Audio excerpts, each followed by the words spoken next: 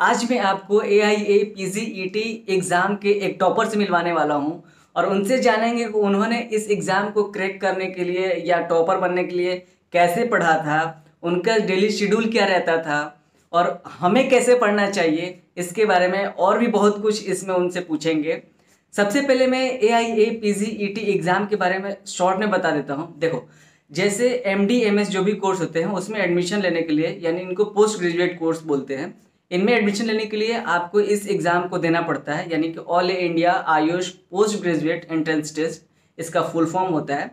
Ayush course जितने भी हैं, यानी कि आयुर्वेदा, होम्योपैथी, सीधा, नेचुरोपैथी, जितने भी हैं ना, ये आयुष कोर्स में जितने भी आते हैं, सबके लिए, सब में पोस्ट ग्रेजुएशन के लिए अगर आपको एडमिशन लेना है किसी भी कॉलेज में, इस एग्ज़ाम को देना पड़ता है। जैसे काउंसलिंग UG की होती है, वैसे ही PG के लिए भी एग्ज़ाम दे करके और काउंसलिंग दे करके एडमिशन होती है।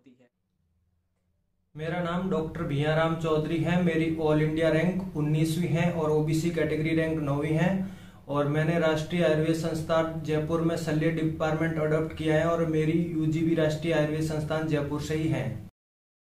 मैंने शल्य तंत्र विभाग ही इसलिए सिलेक्ट किया है क्योंकि इसमें मेरा इंटरेस्ट है और इसमें क्लिनिकल एक्सपोजर भी अच्छा मिल जाता है और गवर्नमेंट ने भी इसमें 58 टाइप्स ऑफ सर्जरी को अलाउ कर दिया है। डेली रूटीन के अंदर मैं 7 से 8 घंटे पढ़ाई करता था। उसके अंदर व्रत संहिताएं, चरक, सुश्रुत और अष्टांग हृदय, इनको ज्यादा टाइम देता था क्योंकि ये एग्जाम के अंदर इनका इम्पोर्टेंस ज्यादा रहती है। इनके साथ साथ में सारंगधर संहिता, काश्यप संहिता, रस, DG आदि सब्जेक्ट को भी लेकर साथ साथ चलता था।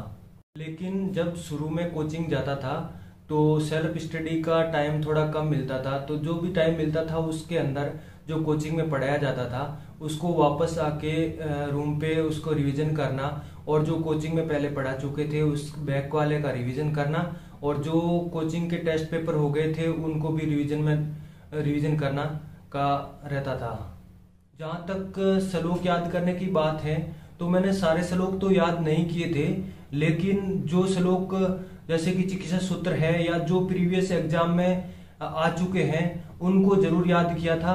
और वैसे मेरी UG राष्ट्रीय आयुर्वेद संस्थान जयपुर से है तो यहाँ श्लोक याद करने की परंपरा रहती है।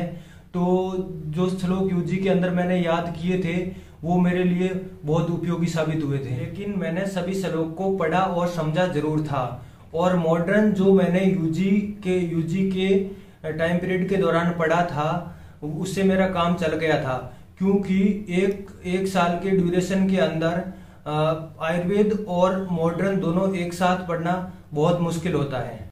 इस एग्जाम के अंदर आयुर्वेद पार्ट 80 से 85% आता है और मॉडर्न पार्ट 15 से 20% आता है। इस एग्जाम के अंदर आयुर्वेद पार्ट का ज्यादा योगदान होता है, इसलिए मैंने आयुर्वेद पार्ट में चरक एवं सुश्रुत संहिताओं का लगभग 50 से 60 बार रिवीजन किया है और मैंने ग्रुप स्टडी भी की थी, वो मेरे लिए बहुत उपयोगी रही। अंतिम 2 महीनों में मैंने क्वेश्चन प्रैक्टिस पे ज्यादा से ज्यादा ध्यान दिया और रिवीजन तो साथ साथ में चलता रहा। इस साल के एग्जाम और पिछले साल के एग्जाम में कुछ वेरिएशन था। पिछले साल 100 क्वेश्चन आए थे, अब की बार 120 क्वेश्चन आए थे, लेकिन मार्किंग सेम थी। इस बार प्रत्येक सही आंसर के 4 नंबर और नेगेटिव मार्किंग 1-1 था।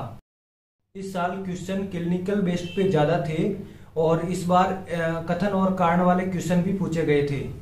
इस एग्जाम की तैयारी करने वालों के लिए मैं सजेस्ट करूंगा कि आप प्रीवियस ईयर के क्वेश्चन पेपर ज्यादा से ज्यादा करें क्योंकि इससे क्वेश्चन कहाँ से आते हैं और कैसे क्वेश्चन आते हैं इसका आपको आइडिया मिलेगा। इसके लिए गोविंद पारेख आयुर्वेद संग्रह बुक आती है जिसमें 25 से 30 हजार प्रीवियस ईयर के क्वेश्चन हैं जिसको सब लोग फॉलो करते हैं और मैंने भी किया था। इसका मेरे को भी फायदा मिला और आपको भी इसका फायदा मिलेगा, तो इसको लगभग 5 से 6 बार सॉल्व करनी चाहिए।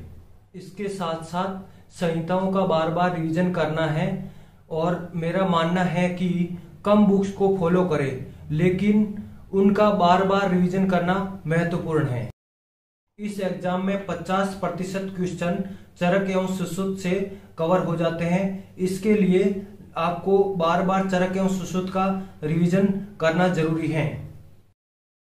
आपको सेल्फ कॉन्फिडेंट रहना चाहिए कि मैं कर सकता हूं, क्योंकि अगर आप मेहनत करोगे तो जरूर सफल होंगे। आपको आने वाले एग्जाम के लिए बहुत बहुत शुभकामनाएं।